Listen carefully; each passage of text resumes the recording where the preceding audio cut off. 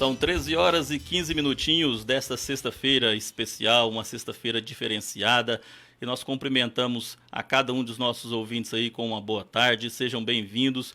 Nós vamos começar agora uma programação especial até às 15 horas da Igreja Presbiteriana do Brasil, aqui em Carmo do Paranaíba. E aqui nós somos 3 igrejas, né, que como a maioria das pessoas aqui da nossa cidade conhece, somos a Igreja Presbiteriana Central, lá no centro da cidade, na Avenida Costa Júnior.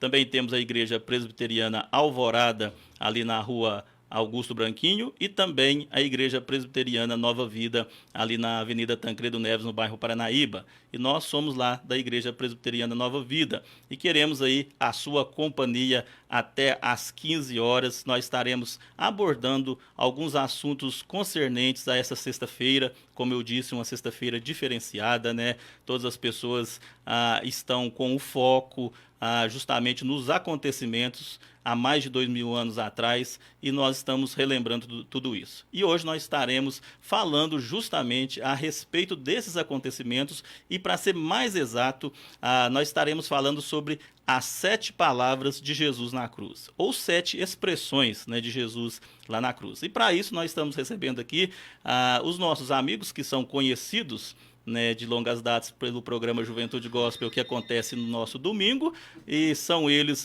o meu amigo pastor Carlos Saraiva. Boa tarde, pastor. Boa tarde, Nilton. Boa tarde, Carmo do Paranaíba. Boa tarde, Brasil. Boa tarde, mundo. É um prazer estar aqui mais uma vez na Liberal FM, nessa sexta-feira, conhecida como Sexta-feira da Paixão, Sexta-feira da Entrega, Sexta-feira do Amor.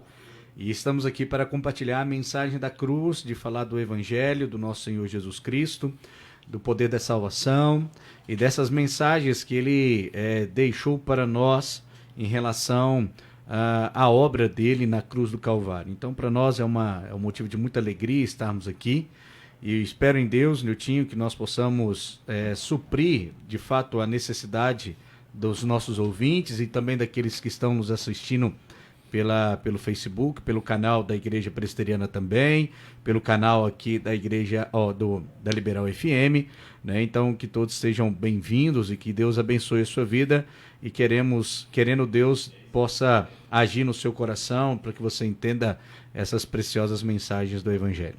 E aprender, pastor, é sempre muito bom, né? E aprender de Jesus, aprender da palavra de Deus é melhor ainda, né? Com toda certeza. Aprender sempre, nós estamos sempre aprendendo, né, Nilton? A vida é um aprendizado, nós aprendemos todos os dias, nem que seja um pouquinho de cada coisa, nós aprendemos. E, como você disse, aprender da mensagem do Evangelho, aprender da cruz do Calvário, da palavra do Senhor, é ainda muito mais gratificante. Por quê? Porque ela traz vida, a mensagem do Evangelho é vida.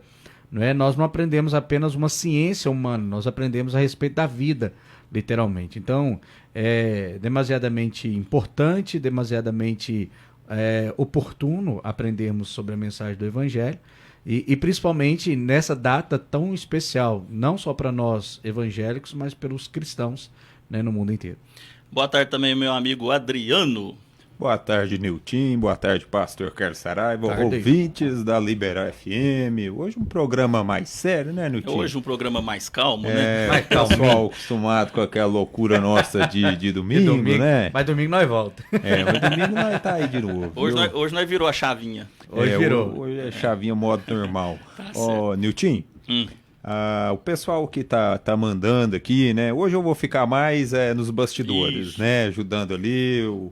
O programa vai ficar por conta do Nilton e do pastor Carlos Saraiva. E já tem, pessoal tá perguntando aqui, eu não tô conseguindo acessar pelo Facebook. O pessoal já tá acostumado, né, a entrar nas nossas lives pela Igreja Presbiteriana Nova Vida, a página do Facebook. Já tá lá, e tem também a página da Liberal FM, né, Nilton? Isso, que é Liberal Oficial. É só procurar assim, Liberal Oficial, que você encontra também. Nós estamos já lá ao vivo, na verdade estamos transmitindo aqui, e pelo menos eu estou transmitindo pela página da igreja, Estou transmitindo também pela minha página aqui particular. Então, formas de você participar Assistir, desse tem programa muito. tem muitos, né? Tem muito. E justamente isso que o Adriano falou ali, ele está ali também agora nos ajudando nessa parte. Nós queremos a participação de vocês, ouvintes, porque pode ser que você tenha alguma dúvida ou alguma participação, alguma ideia que você tem a respeito dos acontecimentos da sexta-feira, que às vezes não está muito claro para você, e nós estamos aqui justamente para, embasados na palavra de Deus, que é a Bíblia, tirar essas dúvidas, né? Nós estaremos recorrendo sempre à palavra de Deus ali para trazer luz a alguma dúvida que você tenha. Então, nós vamos estar falando cronologicamente sobre as 7 palavras de Jesus na cruz. Porém, no decorrer dessa conversa que nós vamos ter durante todo o programa, se surgir alguma dúvida, alguma coisa que você não entendeu, você pode mandar o seu recadinho através do nosso WhatsApp 996816043 ou também lá nas nossas páginas sociais, lá onde está sendo transmitido, né? O Adriano vai estar ali vistoriando, buscando cada pergunta para que então possamos esclarecer a cada um dos nossos ouvintes. Você pode participar, você é muito bem-vindo à sua participação. A gente só pede uma coisa, se for do WhatsApp, não manda áudio não, porque se a gente vai ter que ficar ouvindo o áudio para tentar encaixar a sua pergunta no meio da nossa conversa, que às vezes fica mais difícil. Então, manda só texto, né? Escreve lá o seu texto, né? Fica mais fácil, a gente já lê, já vê, olha, essa aqui vai dar encaixar em determinado assunto, então a gente vai estar distribuindo no decorrer do nosso programa. Ou tá, você pode estar ligando no 3851 Isso, 3020. 3020. O 3020 também hoje está liberado para você ligar e tirar aí a sua dúvida e fazer alguma pergunta. O Adriano vai estar ali atendendo. Beleza? Então nós vamos dar só um tempinho para você fazer aí um compartilhamento aí das nossas lives. Você vai chamar as pessoas que você gosta, que você quer que esteja participando também, que quer ouvir essa conversa nossa aqui sobre os 7 palavras da cruz. Então você vai estar... Oi? Nós já temos uma boa participação aqui de algumas pessoas, né? Que legal. Nós temos aqui o Danilo Ribeiro. Olá, boa tarde Danilo, seja muito bem-vindo. Nós temos o Ricardo Soares, mandou um boa tarde para mim, para o Adriano, para você, de forma particular. O Nilson, você conhece o Nilson Souza? Depende, eu conheço 2, o meu irmão e o da rádio. Eu não sei, eu acho que esse é da rádio, esse aqui é o da rádio, não tá parecendo seu irmão não. O Nilson Souza tá aí com a gente, o Leandro também tá aí com a gente, a Daniela Borges também tá aqui, falou boa tarde a todos, o Eliomar, a Marlene Cota, e o Eliomar tá aqui. Oi Eliomar, seja muito bem-vindo, compartilhe aí também, né, para que nós possamos levar essa mensagem quem sabe, né, nos 4 cantos do mundo. E o tio Orlando, né, ligou aqui, né, também no 3851-3020, mandou aí um abraço para todo mundo, né, mesmo? mandou colocar em orações aí a família dele, né, Dona Gasparina, o irmão Giovanni, que estão ouvindo lá pelo radinho lá, a Liberal FM. Ô, tio Orlando, abraço pra você, Dona Gasparina, um abraço, tô com saudade de vocês. Doidinho para coletar os 6 do Flamengo, né? Daqui uns dias a gente volta essa discussão.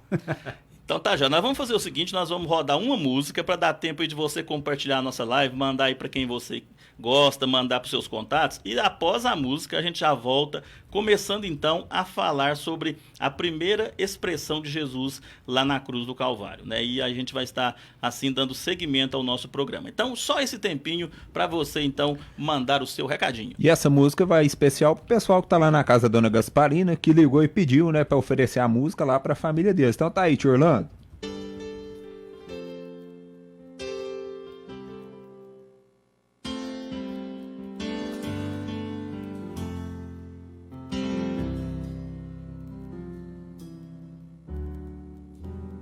Quando eu olho para aquela cruz,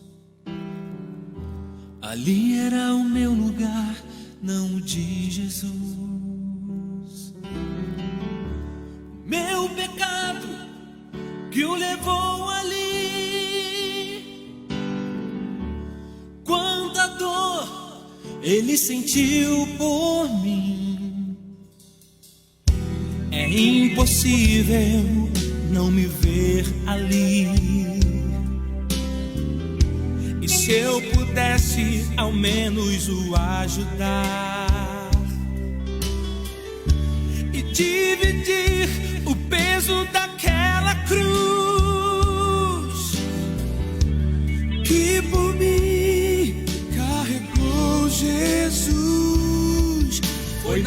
cruz que por mim se entregou, meu Jesus.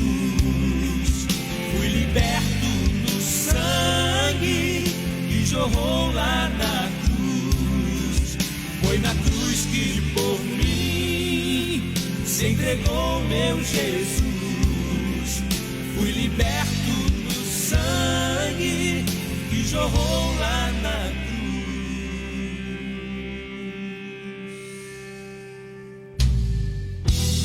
Hoje eu tenho um novo coração.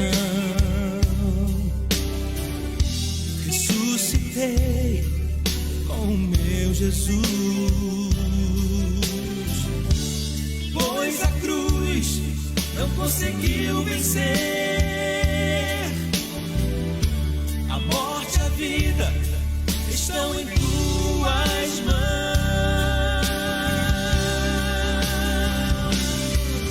Foi a cruz que por mim se entregou, meu Jesus. Fui liberto do sangue que jorrou lá na cruz. Foi na cruz que por mim se entregou, meu Jesus. Fui liberto do sangue que jorrou lá na cruz.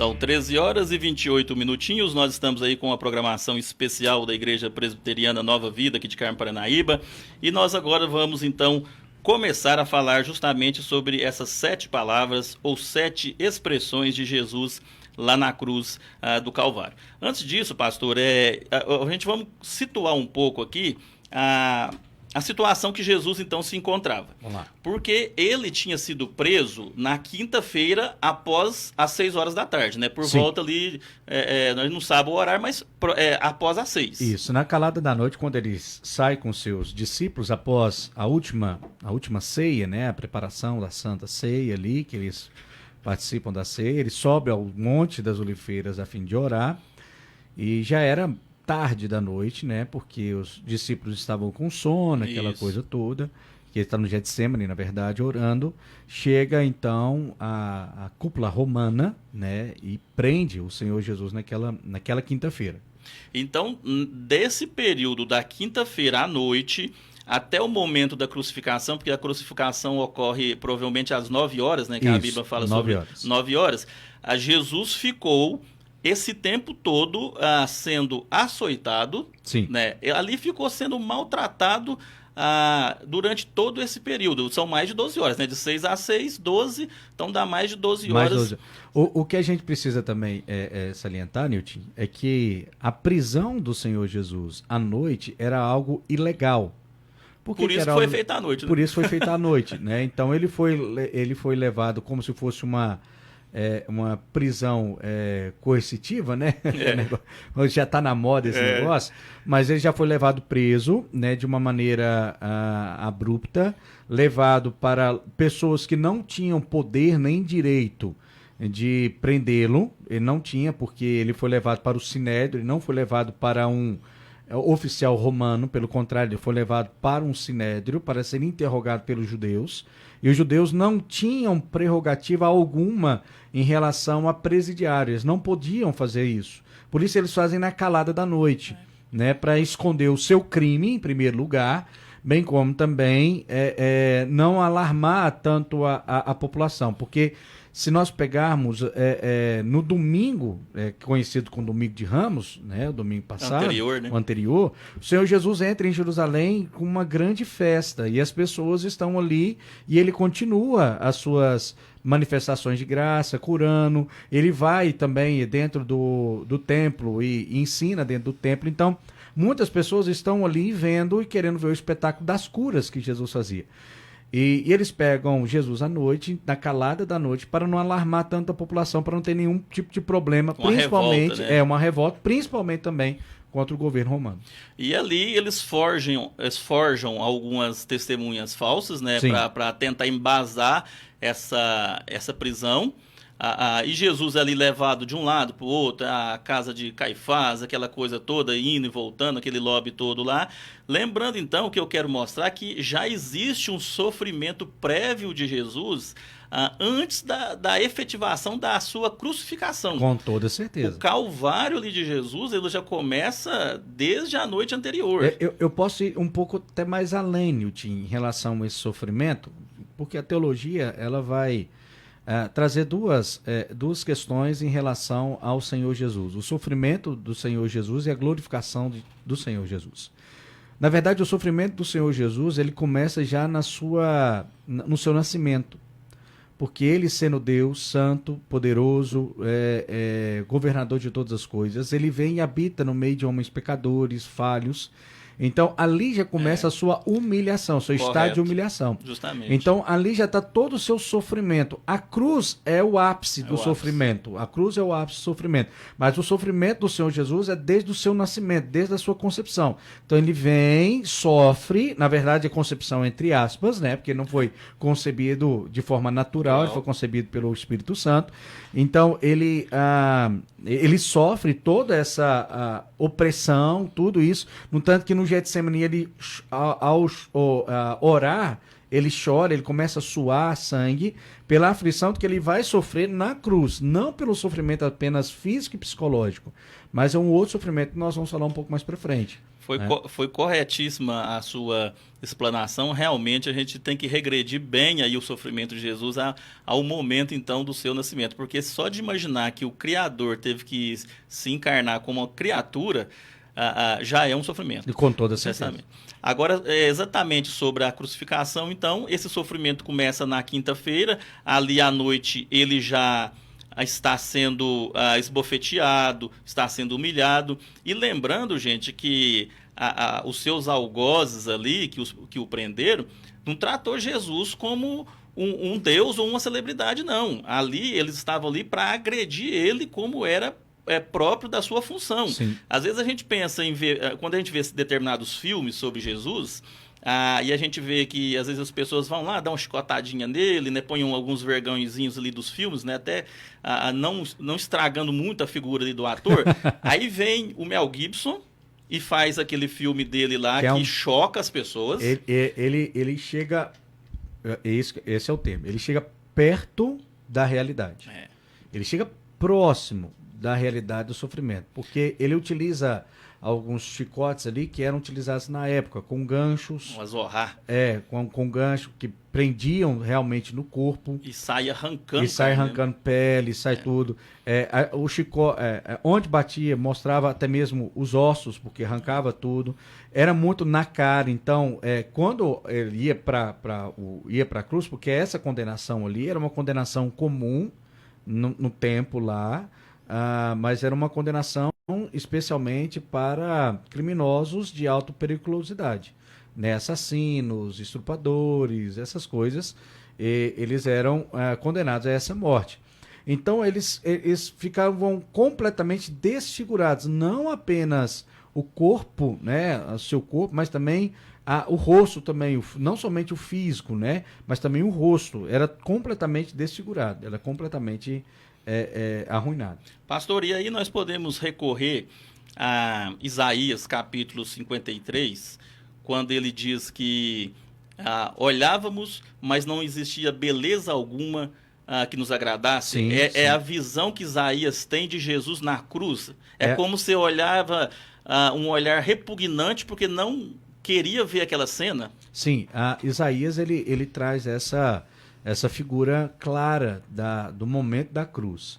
Embora quase 600 e tantos anos atrás, 666 mais ou menos, anos antes de Cristo, Isaías, como profeta, ele observa nesse capítulo 53, um pouco mais adiante da sua época. Ele olha aquele homem que seria o sofredor, o servo sofredor. E quando aqueles que olhavam para ele, não viam nenhuma beleza, pelo contrário, ali havia mesmo destruição. Que na verdade é a prefiguração vou colocar entre aspas aqui, mas a desgraça humana em relação ao pecado. Então a figura de Cristo na cruz do Calvário demonstra realmente a figura do pecado, a deformação do pecado. Este é o sentido de Isaías apontando para a cruz. Então nós colocamos às vezes a pessoa, né, erroneamente interpretando esse verso, dizendo que às vezes Jesus era feio, mas não. Na verdade não é isso. O que Isaías está dizendo é que ele olhava a figura de Jesus sendo crucificado e via realmente alguém que foi maltratado. Sim. A ponto da imagem ser desfigurado completamente. Porque a punição era severa. Quanto mais sofrimento, isso é interessante na história, quanto mais sofrimento o algoz causasse, mais benefício ele recebia. Mais, como que eu posso dizer, mais credibilidade ele recebia. E assim, por uma questão de lógica também, as pessoas que eram colocadas nessa função devia ser alguém que gostava de fazer isso. Gostava. Não dava ia ser prazer. Dava prazer. Então ele fazia aquilo ali, exercendo a sua função, entre aspas, né, com prazer. Então, nós temos aí, meu querido ouvinte, para você ter uma ideia cronológica, essa situação de Jesus antes da crucificação, antes dele chegar no local, ao Gólgota, com a cruz, né? Ele já estava totalmente desfigurado, ele já estava ali sem comida, sem água, durante toda a noite, sem dormir, né? Já com um sofrimento no seu corpo físico. Essa figura de Jesus de mais de 12 horas de sofrimento. Sim. Agora nós chegamos às 9 horas, no momento então que ele é levado ao Gólgota, e ali então ele vai ser crucificado. E aí nós temos o registro da primeira expressão de Jesus, que está lá em Lucas, capítulo 23, a partir do verso 33, diz o seguinte: quando chegaram ao lugar chamado Calvário, ali o crucificaram, bem como aos malfeitores, um à direita, outro à esquerda. Contudo, Jesus dizia: Pai, perdoa-lhes, porque não sabem o que fazem. Você quer falar aí? Não. Sim. Para não fugir muito do contexto, hoje eu estou só de observador aqui, né? Mas o Newton fez uma comparação interessante sobre o filme do Mel Gibson, né? E a gente olhando aquilo ali, e eu explicando, né, para os meus filhos, a gente assistindo, eles ainda não tinham visto, né? Ainda eu até comentei com o pastor que o Davi chorou o tempo inteiro vendo aquilo ali, porque na cabeça da criança, Jesus apanhou talvez igual um pai bate no filho. Um pai bate no filho, né? A hora que ele viu, assim, ele parece que não acreditava. E eu explicando ele que aquilo ali foi só um pouco, mostrando um pouco do que ele sofreu. Mas você sabe o que é o mais interessante que eu achei ali? É na força que ele teve.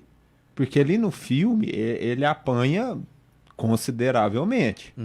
E mesmo assim, ele tem forças para levantar e carregar uma cruz, que o peso daquela cruz deve ser uma coisa assim, né, espantosa. E é interessante porque, assim, além disso, a cruz talvez fosse até mais difícil de ser carregada por Cristo, porque ela não foi preparada para ele. Ela foi preparada para Barrabás. Né? Então, o tamanho é diferente. Tá aí uma coisa que eu não sabia. Tanto é que eu observei que até no filme eles deslocam o braço dele assim, né? Puxa para poder bater. Chegar no local. No local para ser pregado. Isso é porque a cruz, isso tem um significado teológico importantíssimo, depois no final a gente pode falar dele, né? Mas essa mensagem, Nilton, ela é muito interessante quando o Senhor Jesus diz, olhando para os seus algozes, dizendo, Pai, perdoa-lhes, porque eles não sabem o que fazem.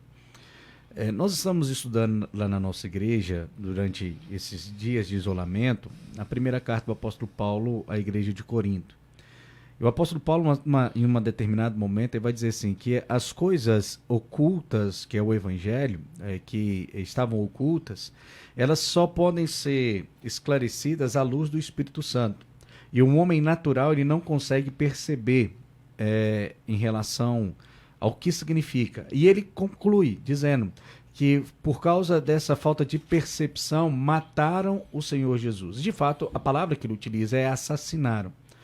E o Senhor Jesus ali, que não é um Marte, né? Ele não está ali como um porta-voz daqueles para levar sentimento, mas ele na cruz ali ele está cumprindo ativamente a sua missão, está cumprindo ativamente aquilo pelo qual ele veio fazer. Mas naquele momento de dor, de sofrimento, ele olha para aquelas pessoas que estão ali, os seus inimigos, que clamaram crucificam, e que estão matando, estão crucificando. Ele olha com um olhar de amor e misericórdia. Primeiro, porque eles não sabiam o que estavam fazendo, no sentido de que eles não reconheciam o Senhor Jesus como na verdade deveriam reconhecer. Eles não olhavam para o Senhor Jesus como aquele que era o autor da vida. Na verdade, eles estavam matando o autor da vida, aquele que tem poder para fazer todas as coisas. E o Senhor Jesus, então, derrama essa graça bendita. Ele suplica perdão, ele suplica reconciliação, ele suplica amor. Isso traz para nós um ensinamento muito importante, Nilton. Porque, perceba, o Senhor Jesus estava já crucificado, né, sofrendo, já havia algum tempo, e ele sofrendo ali, ele tem capacidade amorosa de olhar para as pessoas que estão ali e pedir que Deus os perdoe pela falta de consciência, o seu pecado, porque eles estavam matando alguém que não tinha cometido nenhum crime. Não tinha cometido nenhum crime.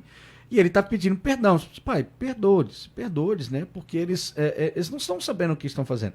O que leva-nos a perceber, Nilton, até mesmo aplicando agora de uma forma muito prática para a nossa vida, para os ouvintes, que muitas vezes nós colocamos empecilhos para perdoar pessoas.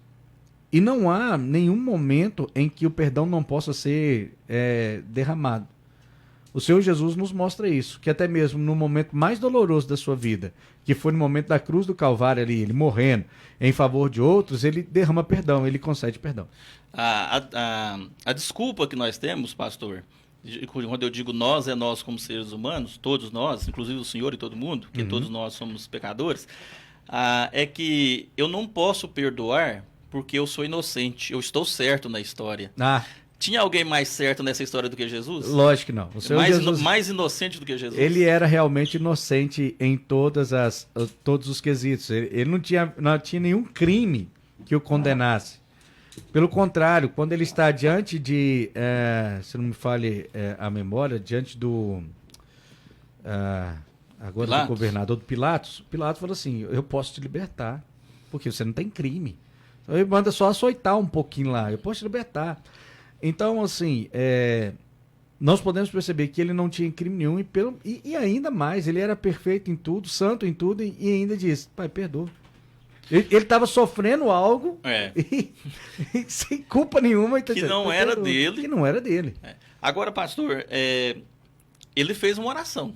Sim, fez uma oração. Um pedido a Deus. É uma oração. E muito provavelmente, eu não sei que eu só posso usar essa expressão, Deus ouviu, né? Com toda certeza. Aquelas pessoas foram perdoadas daquele crime. Com toda certeza. O que nós podemos entender, Nilton, também, é que essa oração do Senhor Jesus, ela não só tipifica naquele momento ali, mas ela vai além. Porque o Senhor Jesus intercede pelos seus inimigos, ele pede perdão pelos seus inimigos. Que somos todos nós. Que somos nós. Se você olhar o Paulo escrevendo a Romanos, ele vai dizer que nós éramos inimigos do Senhor, contrários ao Senhor. Então, por isso, ele intercede até mesmo por nós. Então o perdão que aqueles homens recebem por aquele ato, né, de condenação, porque os seus olhos estavam cegos, pois não percebiam, né, quem eles estavam crucificando, não detectavam em relação ao amor do Senhor ali, que era o próprio Deus, o Messias e tudo.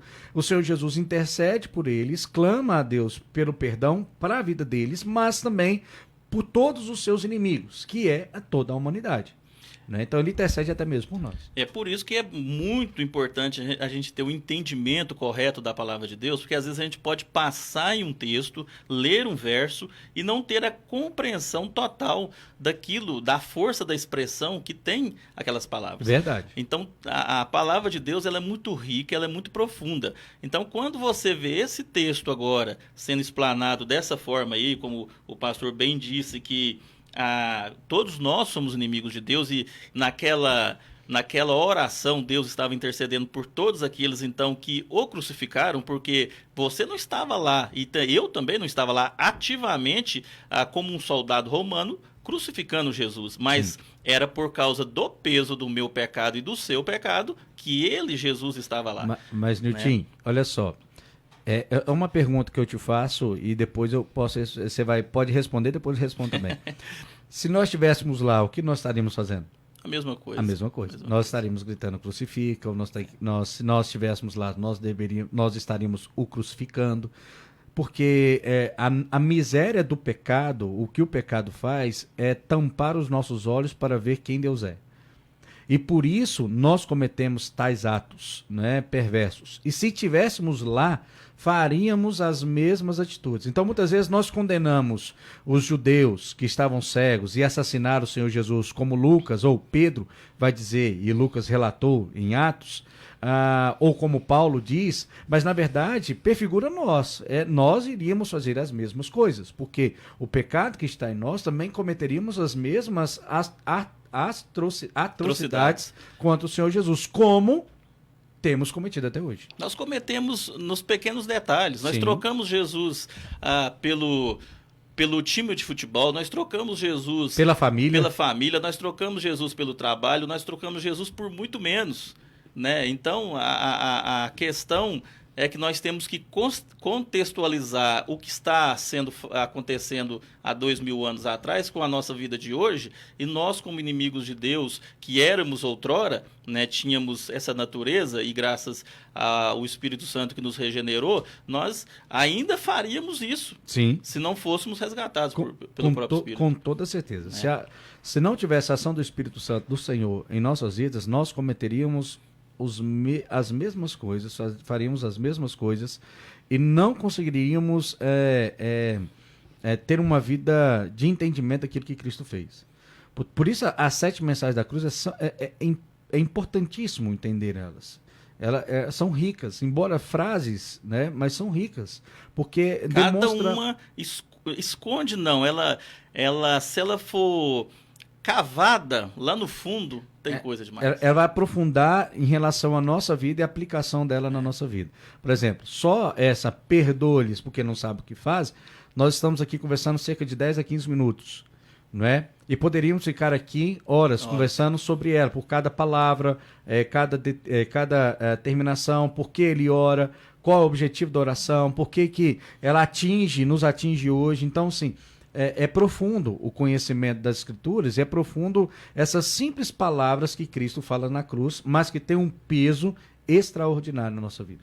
É isso aí, mas como nosso tempo também não permite, nós vamos avançar mais um pouco. Se você aí em casa ficou com alguma dúvida ou quer tirar mais alguma dúvida, pode mandar aí a sua pergunta, 996816043, ou pelas nossas mídias sociais, e também que nós estaremos retornando ao assunto caso necessário for. O Adriano está aqui de olho. Está de olho ali. Nós vamos então à segunda expressão ou a segunda palavra de Jesus lá na cruz do Calvário, que está lá registrado em Lucas capítulo 23, verso 43. Disse-lhe Jesus. Vou retroagir um pouco o verso aqui para que todos tenham entendimento do contexto, né? Diz o seguinte: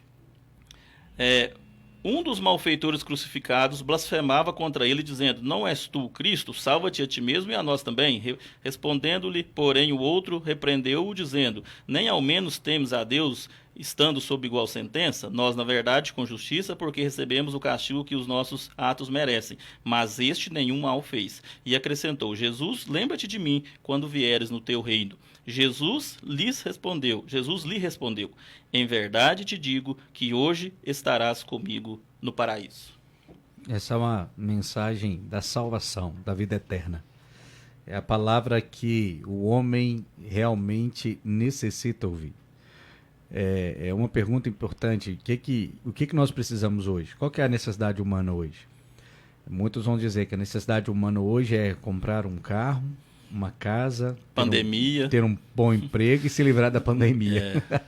Mas, na verdade, o que o ser humano precisa é essa mensagem. Hoje mesmo estarás comigo no paraíso. É a mensagem de salvação. E é interessante porque, Nilton, você pegou o contexto. O Senhor Jesus estava cumprindo também as Escrituras, que é belo isso.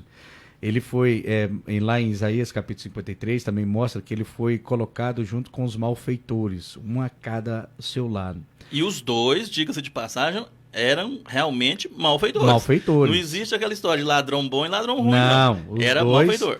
Eles não estão ali na cruz ali porque roubaram uma bala, não. Bem provavelmente foram assassinos cruéis ou estrupadores, porque ladrão naquela época nem tanto, mas esses crimes mais pesados contra a vida. Então eles eram punidos com a pena de morte, como nós temos nos Estados Unidos, em outras localidades no mundo. Então eles estão ali porque fizeram um crime bárbaro. Pastor, mas eu não aceito isso. Como que pode uma pessoa ruim desse jeito, só porque entregou sua vida para Jesus e no momento viveu uma vida toda desse jeito, como que ele pode ir para o céu? Como que pode ir para o céu? Pergunta... Tô agindo como advogado. Agindo como advogado. Essa pergunta é boa, Nilton. Sabe por quê? Porque muitas pessoas têm essa ideia de que somente aquelas que fazem ações boas vão para o céu. Porque estão pautadas que a salvação é meritória. É aquilo que eu faço. São minhas obras, são a maneira com que eu me comporto com minha família, a maneira com que eu me comporto na sociedade, as ofertas ou como é que fala? As esmolas que eu dou. Então, cada esmola que eu dou, eu ganho um local no céu. Não, infelizmente não. A salvação não está contida naquilo que você faz, mas a salvação está contida naquilo que Cristo faz. Independente da vida que nós vivemos. Esse homem viveu uma vida totalmente desprovida de bondade. Mas no momento que ele está na cruz do Calvário, ele não fez ação nenhuma boa, ele recebe do próprio Deus a mensagem de salvação. Porque naquele momento ele percebe quem é o Senhor Jesus. Enquanto o outro companheiro dele, ele estava assim, vai lá, desce aí e tal. Ele falou, rapaz, nós temos condenação, isso aqui é livre. Ele é inocente. Ele não tem nada que, Senhor, quando você estiver no teu reino, ele já entende, o Senhor é rei. Na verdade, ele passou por todo o processo que a pessoa tem que passar para ser salvo. Sim. Reconheceu Jesus como Deus. Salvador. Reconheceu como Salvador, o aceitou, pediu a ele. Entendeu o seu pecado, porque disse assim, eu estou aqui porque eu cometi um erro, então eu estou sendo punido pelo meu erro. Ele entende isso e suplica a graça. E ele foi alcançado pela graça, porque a salvação é pela graça, não é pelas obras. E Jesus deixa isso muito bem claro, né? Nesse texto exclusivamente aí, que passando pelo processo que é necessário então para a salvação, a palavra de Jesus ela é única. Hoje mesmo estarás comigo no paraíso. Algumas pessoas me perguntam assim, pastor, quem que você acha que está lá no céu? Eu tenho certeza que esse homem está lá. Absoluta. Eu tenho certeza, porque a verdade do Senhor, e ele diz aqui, em verdade, ou seja, com toda a veracidade. Eu estou empenhando o que eu estou falando. Eu estou empenhando minha palavra aqui. Em verdade eu te digo, hoje você vai estar comigo. Então, no abrir e fechar dos olhos, você vai estar comigo lá, no paraíso. Então, essa é a certeza que nós podemos ter da salvação. A salvação, a mensagem da salvação não é como que eu posso dizer? Não é uma brincadeira que Jesus faz conosco. Pelo contrário, quando ele afirma que nós vamos ser salvos por meio dele, nós somos salvos por meio dele. Então, esse homem, ele mesmo vivendo uma vida completamente de pecado, ele foi encontrado em Cristo, porque Cristo, o sangue de Cristo foi suficiente para salvá-lo. Então, essa é a certeza, e é isso que nós precisamos. Nós precisamos de Cristo. É absolutamente isso. Mas, pastor, eu não preciso de alimento para sobreviver? Sim, precisa. Eu não preciso de veste? Precisa. Mas, em primeiro lugar, buscar o reino do Senhor, o restante será acrescentado. Mas quando, pastor, não é só quando criança, não. Não, a todo momento é oportuno para a salvação. Esse foi um bandido da cruz. E naquele momento ele foi salvo. E com toda certeza foi salvo. Não porque ele fez ações boas, mas porque ele acreditou em Cristo. Porque o evangelho penetrou no seu coração, ele reconheceu o seu erro, reconheceu quem Jesus é, e entendeu a graça e sabia que se ele estiver com Cristo, ele vai estar no paraíso. Pastor, pensando aqui, que bendita condenação que esse ladrão teve. Rapaz, que felicidade ter morrido. Que sentença muito bem dada no momento certo que Sim. o colocou do lado do Salvador. Sofreu, mas ficou do lado do Salvador e encontrou a vida eterna. E lembrando, pastor, o senhor falou uma coisa agora rapidinho, mas eu posso abrir esse leque um pouco mais.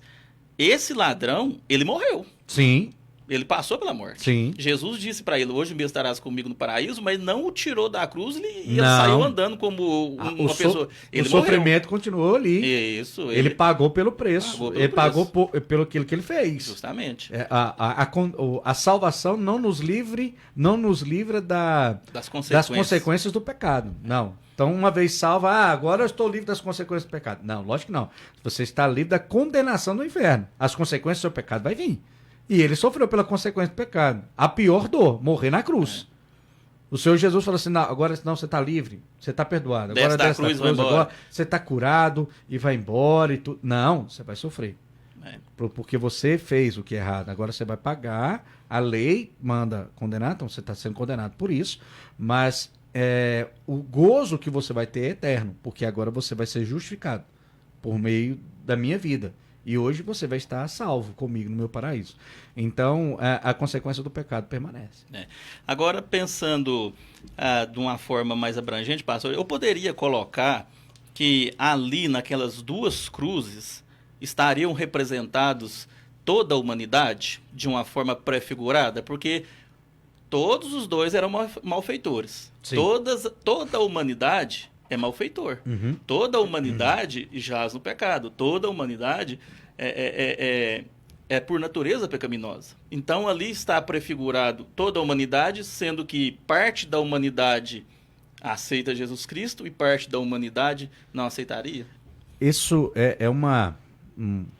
como é que eu posso dizer? Que tem uma palavra em inglês, né, que é da ideia, você teve uma ideia agora... Insight, é isso aí, você teve um insight. Muito interessante, porque eu gosto de um comentarista, se não me fala a memória, eu acho que é Van Groningen ou Christian Mack, um dos dois, que eles pegam essa hora, e é interessante porque Lucas vai registrar que Jesus estava no centro, e um à sua direita e um à sua esquerda, né? E ele ali no centro ali, e segundo esses comentaristas, é isso mesmo que você fala. Prefigura aqueles que serão condenados eternamente, e aqueles que foram condenados eternamente, mas que foram justificados por Cristo. Aqueles salvos e os não salvos. Aqueles que foram desde a eternidade escolhidos pelo Senhor e aqueles que não foram escolhidos pelo Senhor.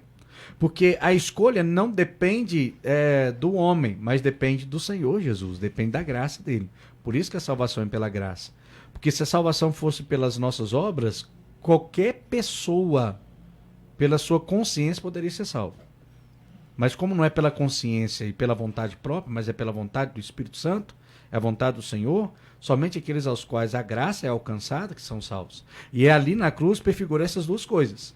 A condenação de certas pessoas e a salvação de certas pessoas, demonstrando que nem todos serão salvos e cumprindo o que a palavra do nosso Deus diz. Ele não veio para todos, ele veio para muitos, não para todos. Portanto, a salvação ela não é para a humanidade inteira, embora o preço do pecado do Senhor Jesus, que ele pagou, o seu sangue derramado na cruz, ele é suficiente, entenda essa palavra, ele é suficiente para perdoar os pecados? Sim. Da humanidade toda? Sim. Mas ele é eficaz apenas naqueles que nós conhecemos ou chamamos de eleitos. É isso aí. Então esse é um dos textos e também uma das expressões mais ricas que a gente pode ter também da palavra de Deus, porque mostra realmente que todas as pessoas podem ter esperança na salvação em Cristo, porque não depende da sua vida pregressa.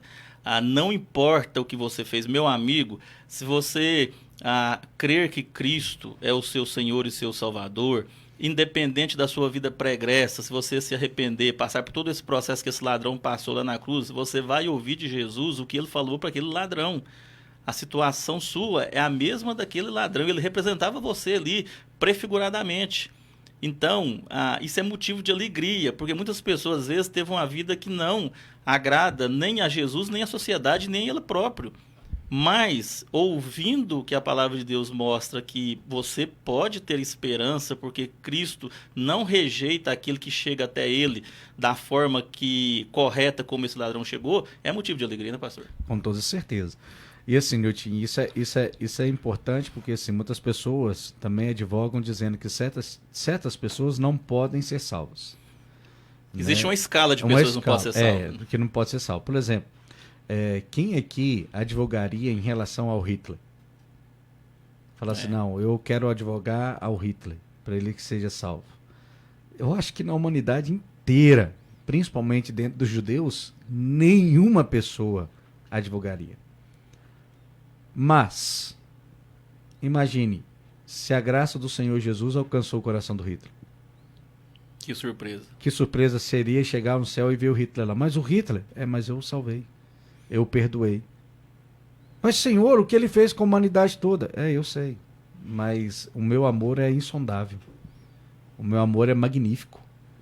Então, o amor de Deus não é controlado pela ação humana. Não somos nós que definimos quem é salvo ou não. Quem pode receber a Jesus ou não. A mensagem do Evangelho é anunciada. E depende da ação do Espírito Santo para convencer a pessoa. E ele convence. Quem ele quiser. E para a gente exemplificar isso aí daria um assunto enorme para a gente falar aqui, mas só para a gente exemplificar aqui, pastor, e botar a luz também sobre esse exemplo que o senhor pegou lá bem esse aí foi o ápice do exemplo, né? Esse é o mais complicado, talvez. Talvez o que as pessoas não entendam é que o que faz nós separados de Deus é a nossa natureza pecaminosa, não a quantidade de atos pecaminosos que nós produzimos. Então, nós baseamos a pessoa do Hitler, a figura do Hitler, pela quantidade de maldade e atos pecaminosos que ele fez. A natureza dele é pecaminosa. Nós também temos a natureza pecaminosa. É a natureza que está nos separando de Deus, não a quantidade de atos. Senão Deus teria que colocar aqui na Bíblia e falar, olha, quem cometer tantos pecados vai ser salvo e quem cometer acima desse número X de pecados não vai ser salvo. Está condenado. Então, não tá nesse princípio. Então, por isso que assim, eu peguei o Hitler lá para demonstrar que não é pela maneira, né, o pecado que você faz, o que determina. O que determina é a graça de Deus. Determina é a graça. É isso aí. Vamos continuando, porque o nosso tempo também, eu vou ficando de olho aqui no nosso reloginho. E agora nós passamos, então, a nossa terceira expressão de Jesus na cruz do Calvário, que está lá em João, capítulo 19, a partir aqui do verso... Vou ler aqui do verso 26 aqui, 25. Leu 25. Leu 25 que dá o contexto, né? E junto à cruz estavam a mãe de Jesus e a irmã dela e Maria, mulher de Clopas, e Maria Madalena. Vendo Jesus sua mãe e junto a ela o discípulo amado, disse, mulher, eis aí o teu filho. Depois disse ao discípulo, eis aí a tua mãe. Essa talvez seja a mensagem mais, que eu posso dizer, que tem mais controvérsia dentro de uma teologia. Como nós estamos num canal da Igreja Presbiteriana do Brasil, eu posso dizer, há uma controvérsia em relação ao que Jesus está dizendo para Maria e o que Jesus está dizendo para João, que o discípulo amado é João.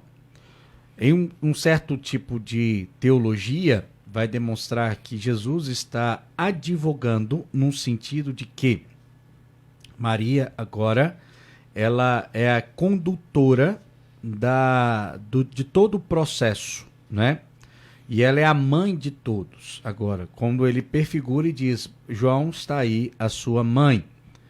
Mas, se nós pegarmos o contexto, nós não podemos chegar a essa conclusão. Não é isso que Jesus está dizendo. Jesus, na verdade, ele está derramando um consolo divino no coração da sua mãe. E outra coisa, bem como também ele não é ignorante e nem ele é também mal educado ao chamá-la de mulher, porque era um costume da época, né, esse tipo de tratamento. Hoje para nós é algo estranho, mas na época não era. Chamar, por exemplo, nas bodas de Caná da Galileia, Jesus chama ela de mulher. Mulher, não está vendo que não é meu tempo? Então, não é uma forma pejorativa de Jesus tratar a sua mãe. Pelo contrário, é uma maneira da sua cultura, é uma maneira do seu tempo. Mas o que Jesus está dizendo para Maria, bem como também para João e as demais que estavam ali, é derramando consolo no coração dele. Mas não é... Perceba, vamos ver. Jesus, mas ela falou assim, Jesus fez isso aí porque não tinha, prova também que Jesus não tinha outros irmãos. Será? Vamos para o contexto? Quem estava aos pés da cruz ali, Nilton? Peraí, deixa eu pegar o texto. E junto à cruz estava a mãe de Jesus e a irmã dela, e Maria, mulher de Clopas, e Maria Madalena. Bem como também o discípulo amado. Isso. Então, João aí demonstra quais foram aquelas pessoas que realmente foram até o final com o Senhor Jesus. Os outros abandonaram. Quem são esses outros? Discípulos. Os seus discípulos e os seus irmãos. Porque os seus irmãos, num contexto mais para trás aí, achavam que Jesus era lunático, doido. No tanto que eles repreendem e falam assim, não dá bola para ele não, ele é meio doido, ele é lunático.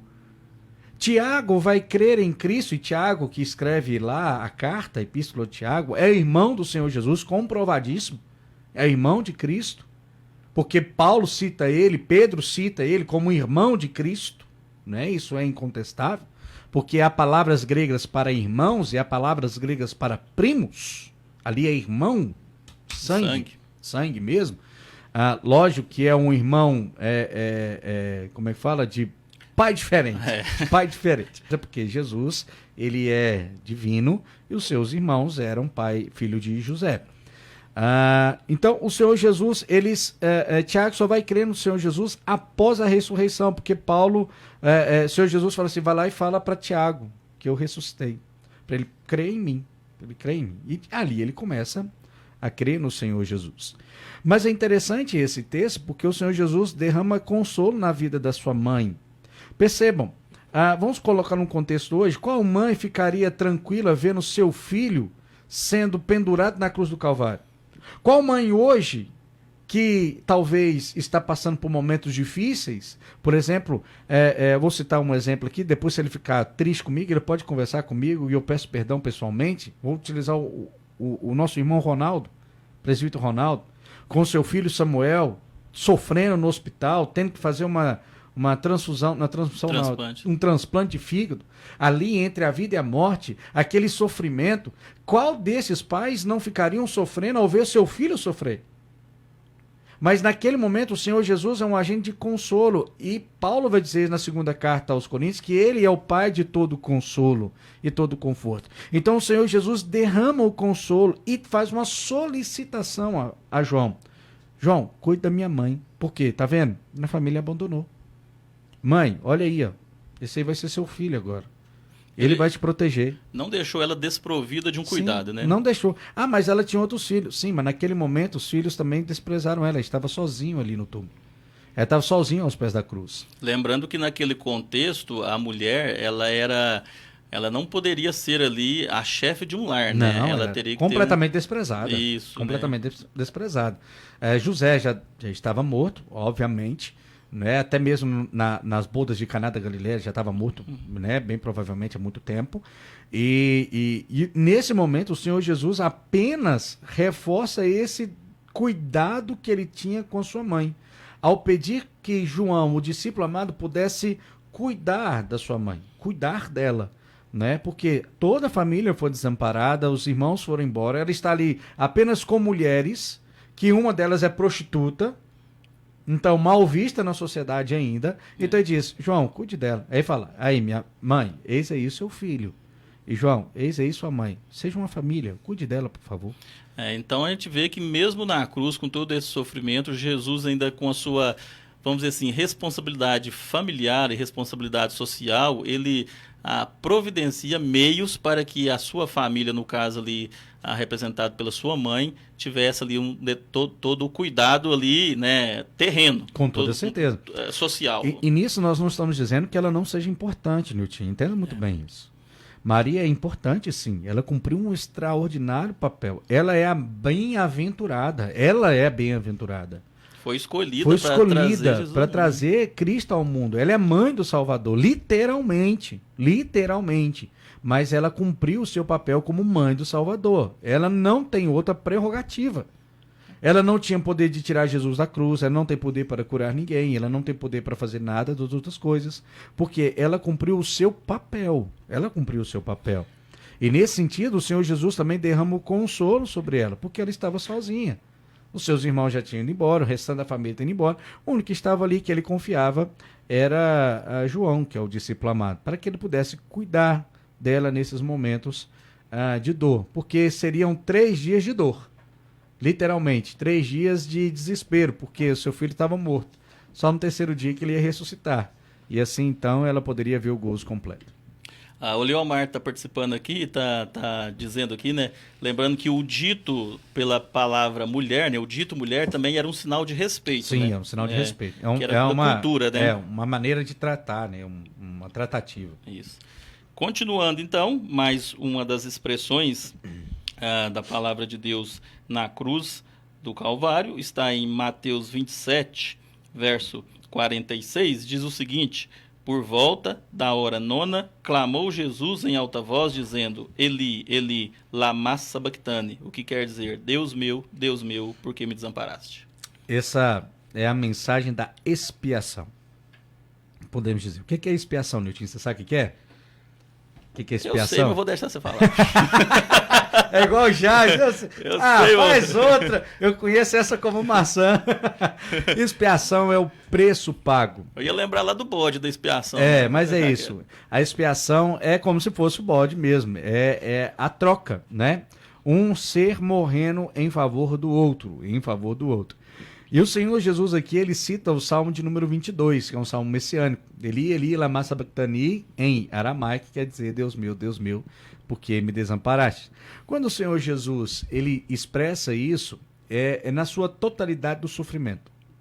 É quando alguns comentaristas, e isso também é interessantíssimo, é quando o pecado, ele é derramado sobre ele. Na expiação, era assim. Olha como que era na expiação no tempo antigo. O chefe da casa ou a pessoa em pecado trazia um animal, né, e impunha as mãos sobre ele, confessava o pecado, então o sacerdote imolava. Cortava a cabeça dele. Porém, o Senhor Jesus, como diz Hebreus, ele, além de ser a oferta, porque João mesmo diz: eis o Cordeiro de Deus que tira o pecado do mundo, ele também é o sacerdote. E Eli, ele era aquele que agora estava recebendo sobre os seus ombros a completa condenação da humanidade todinha. Imagine, o Deus Santo, Todo-Poderoso, recebendo completamente o meu pecado, o meu pecado. Não o que eu já fiz, mas o pecado que eu ainda vou fazer. Esse que é interessante, porque é o pecado da humanidade como um todo, estava sendo derramado sobre ele. É como se a humanidade inteira estivesse colocando as mãos sobre Cristo e começando a confessar o seu pecado, como pode dizer, transmitindo o meu pecado para os ombros dele, para que no momento que ele seria imolado, que o seu sangue seria derramado, eu fosse purificado do meu pecado. Isso é expiação. E foi isso que Jesus fez. Só que nesse momento, como Deus não contempla pecados, alguns comentaristas vão dizer que foi a hora mais dolorosa da cruz. Foi a hora mais terrível, porque é o momento em que o Pai vira as costas para Jesus e ele se sente só. Por isso que ele diz: Pai, por que você me abandonou? É como se ele estivesse dizendo: esse pecado que está aqui não é meu. Eu vim aqui pagar um preço, mas ele não é meu. Agora é o momento que eu mais preciso do Senhor. É o momento que eu mais precisava da sua ação misericordiosa. Mas Deus não contempla o pecado. Pecado para Deus é uma ofensa completa, tamanha. E o Senhor Jesus estava sobre ele todo o nosso pecado. Ele se fez pecador em nosso lugar, para receber então a nossa condenação. É isso que expressa essa mensagem, essa palavra da cruz. Que quando o nosso pecado foi transmitido para ele, e ele fez a completa expiação do nosso pecado, nós somos perdoados, nós somos libertos do pecado por causa deste ato. Então é como se toda a humanidade colocasse a mão sobre Cristo e confessasse todo o pecado sobre ele, como no Antigo Testamento, como você pode ver no livro de Levíticos, e nosso pecado fosse transmitido para Jesus, e agora ele se faz maldito em nosso lugar por causa do nosso pecado. Pastor, agora, vamos dizer assim, teologicamente falando, vou dar uma apertadinha aí, Vai lá. não sei se... Porque é o seguinte, no caso, não seria necessário esse abandono do Deus Pai a Jesus para que esse preço pudesse ser pago? Tipo assim, deixa eu tentar me entender na minha pergunta.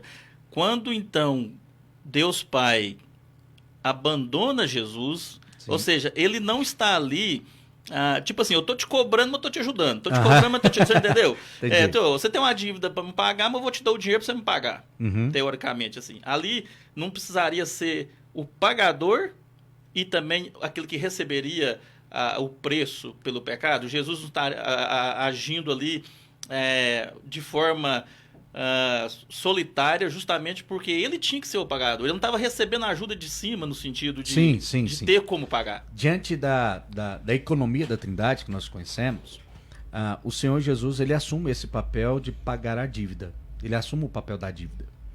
Então ele é a oferta pela dívida. Então ele assume. Deus naquele momento, Deus Pai naquele momento, ele não contempla o pecado e não o ajuda nesse sentido. Porque ele é o pagador da dívida. Ele no conceito da Trindade, fala assim: não, eu vou pagar a dívida da humanidade. Eu vou pagar. Então, porque era necessário um preço. E o preço da libertação é a morte. O salário do pecado é a morte. Então, alguém precisava morrer. E esse alguém precisava ser santo, completamente santo, sem nenhum pecado e tudo, para que então ele pudesse redimir a nação. Redimir o povo, na verdade, a humanidade. Então, ele vai sozinho. Literalmente, naquele momento ele está sozinho. É ele. Ele pegando ali toda a dívida e pagando com seu sangue. Então é o que Isaías vai dizer, que Deus agradou moê-lo, né? E se agradou naquele sacrifício. Por quê? Porque ele pagou a dívida. Então ele fala: não, tá quites, tá tudo quitado. Então, sim, ele está sozinho ali, desacompanhado, porque ele é o pagador da dívida. Isso também para demonstrar para nós e para todas as gerações, né, que tudo foi feito da maneira correta, não houve nada de retoques necessário. Né? Então, até essas expressões aí mostram que Jesus estava ali sozinho, pagando a dívida minha e sua, e para que não houvesse contestação nenhuma, né? Nem aqui, nem em outro, né, plano que ele não sabe. Não tem nem como contestar. Não tem nem como contestar, porque como você disse, é tudo amarradinho, né? O Senhor é perfeito e tudo que ele fez é perfeito. Até mesmo as frases que ele traz na cruz, né, no momento da cruz, são frases importantes e perfeitas para demonstrar o pagamento, o perdão, o consolo, vai demonstrar a salvação. Então tudo é perfeito. A própria morte foi uma pregação. A própria morte. Na verdade, a morte dele foi a maior pregação. A morte dele foi a maior pregação, porque através da morte dele, ele demonstrou o verdadeiro amor. Mais uma palavra. Vamos lá. Agora. Eu já até perdi se é a quarta ou a quinta. Já mas é a quinta, Nilton. Já é a quinta. Tá lá em João, capítulo 19, verso 27, diz o seguinte: depois, vendo Jesus que tudo já estava consumado, para se cumprir a escritura, disse: tenho sede. Essa é uma expressão normal de alguém que está sendo afligido há bastante tempo, né? O corpo já um pouco castigado, é uma expressão até normal, né? Sim, é uma expressão normal e alguns vão dizer que assim, é até uma expressão daqueles que estão morrendo. Tem gente que fala, né? Quando tá morrendo, tem muitas pessoas que pedem água. Eu já ouvi falar um negócio desse assim, eu não sei se é verdade, não. Pessoal, não dá água, não. Se você pedir água, você não dá água, não. Deve ser alguma coisa com crendice e popular. Mas essa mensagem aparentemente parece estranho, simples, né? Simples. Tenho sede. Pronto. Mas tá bom. E o que isso tem a ver? O que nós vamos falar disso aqui? Que nós vamos falar disso? Você fala, o que nós vamos falar disso? Mas vamos olhar o contexto. Esse tenho sede aí tem uma palavra para se cumprir a escritura. Peraí, como assim para se cumprir a escritura? O Senhor Jesus, ele é o único ser que teve duas naturezas. É um único homem, né? Ele era uma pessoa com duas naturezas. Ele não era bipolar, não. Ele tinha duas naturezas. Ele era 100% homem e 100% Deus. Não é 50% não homem e 50% não, Deus. É 100% homem e 100% Deus. Ele agia na sua totalidade. E aqui ele quer demonstrar realmente a sua humanidade. O que o Senhor Jesus aqui, quando ele diz que eu tenho sede, ele expressa dessa maneira, ele quer se identificar com todo o ser humano, com as necessidades do ser humano em todos os sentidos. E se apresentar como aquele homem verdadeiro que sofre dores, que sofreu dores, que enfrentou dificuldade.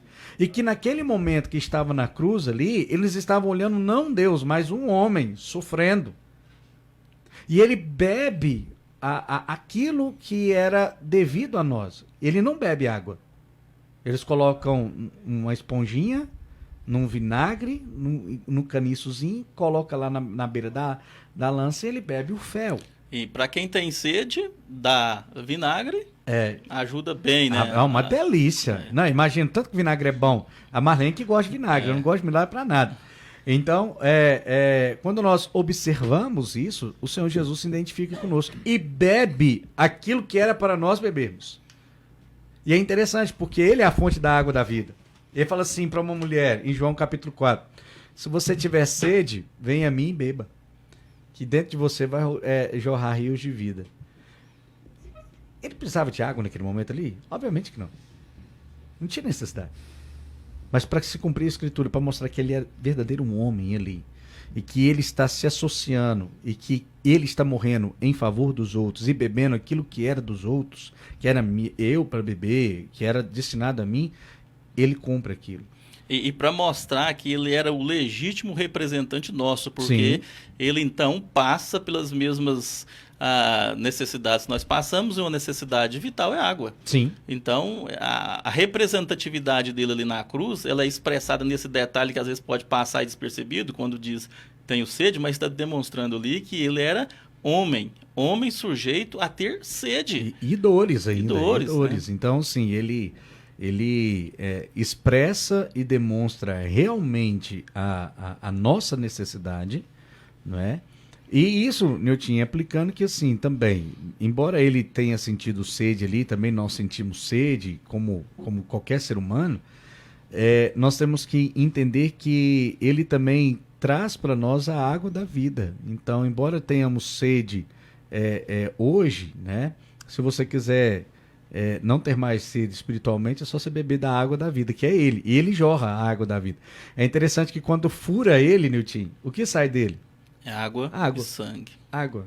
Então, sim, o que nós podemos entender nessa simples palavra, eu tenho sede, que ele cumpre as escrituras demonstrando completamente a sua humanidade.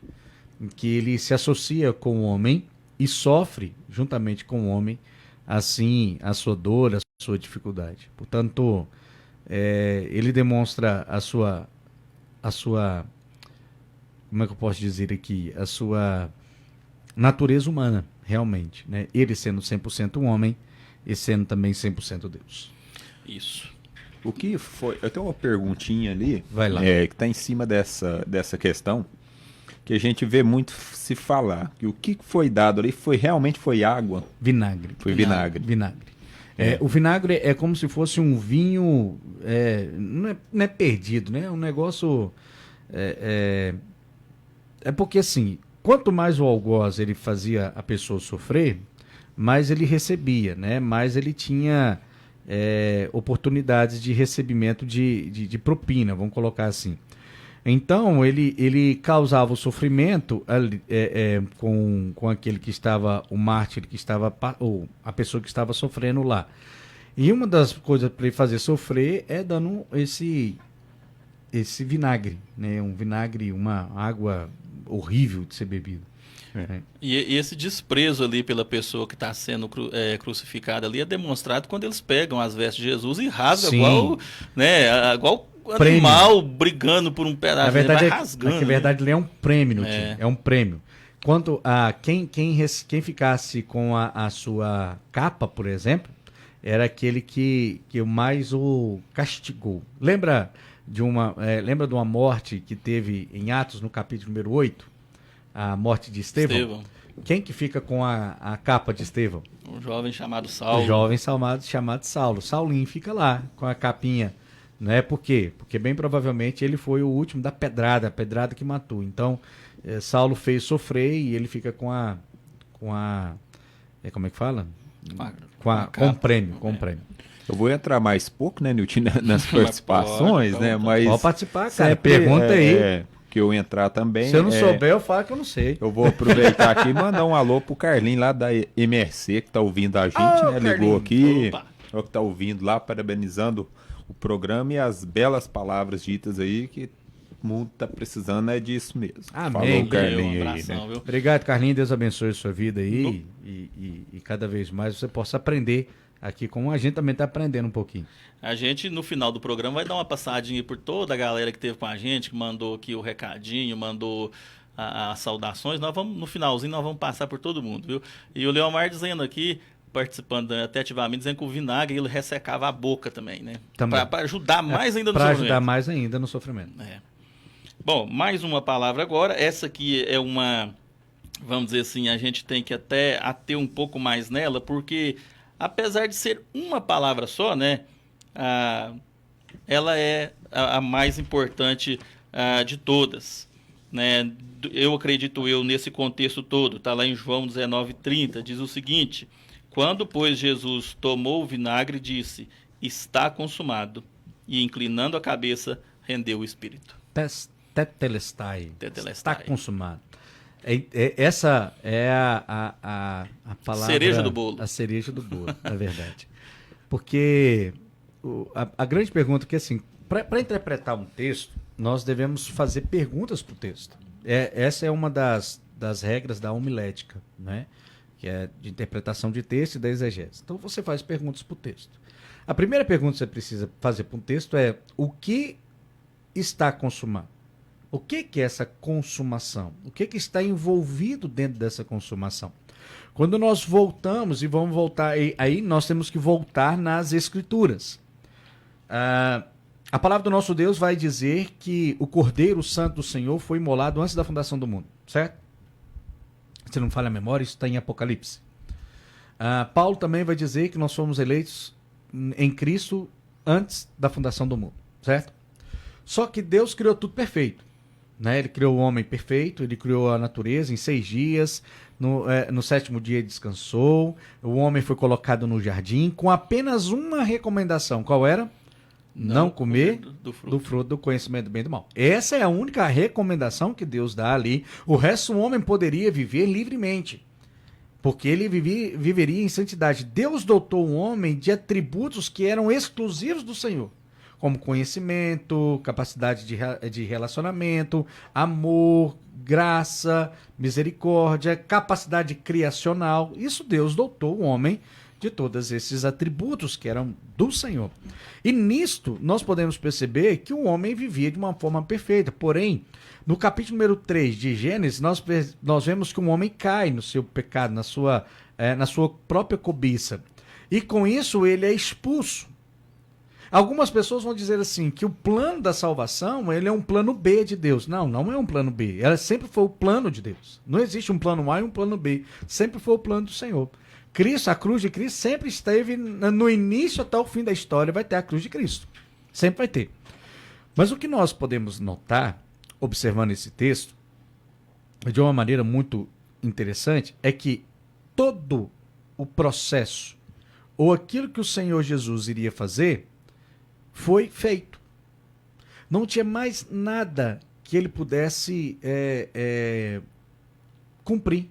Tudo aquilo que ele cumpriu. Tudo aquilo que foi destinado para ele fazer, ele fez, de forma completa. Ele veio, sofreu, né, se encarnou, ele fez milagres, né, ele pregou, ele ensinou o evangelho, ele chamou pessoas para ser os seus apóstolos, para depois ser aqueles que iriam propagar a mensagem, como está relatado em Atos, no capítulo 1, para o mundo inteiro. Então ele veio trazer a salvação, em primeiro lugar para os judeus, mas os judeus o rejeitou, na verdade. Então ele diz para o pai, pai, paguei tudo, completei a obra, fiz tudo, não me resta nada mais. Não tem uma dívida a ser paga, não tem uma promissória que ficou para trás, não tem uma obra que eu não realizei. Tudo que foi previsto para realizar, tudo que foi feito, Deus, está tudo feito.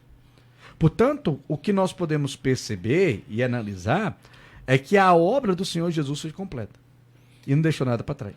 E, pastor, então, recorrendo ao termo original lá grego, tetelestai, a gente vê que Jesus ele usou um termo popular da época para expressar algo tremendamente incrível, que talvez não seria explicável de uma forma tão resumida como ele conseguiu explicar com esse tetelestai.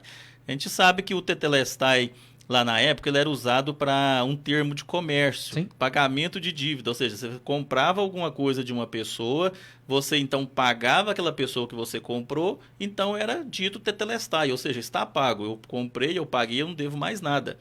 E Jesus sempre falava de uma forma muito simples para as pessoas, através de parábolas, através ali das suas histórias, ele sempre procurava atingir todas as pessoas, do mais simples, né, ao mais culto. E nessa palavra também, Jesus demonstra então que não existe mais nenhuma dívida. Ou seja, quando ele diz que existe um encerramento de uma negociação, né, entre aspas, a gente poderia dizer assim, existe um pagamento, então nos mostra que tudo que nós possamos imaginar em fazer, nós estaremos fazendo a esmo. Porque se ele diz que já está pago, o que a gente pode complementar para ajudar a pagar essa dívida, né? Não há nada que você... Por isso que a salvação é pela graça, Nilton. Por isso que a salvação é pela graça. Não há nada que nós possamos pagar ou até mesmo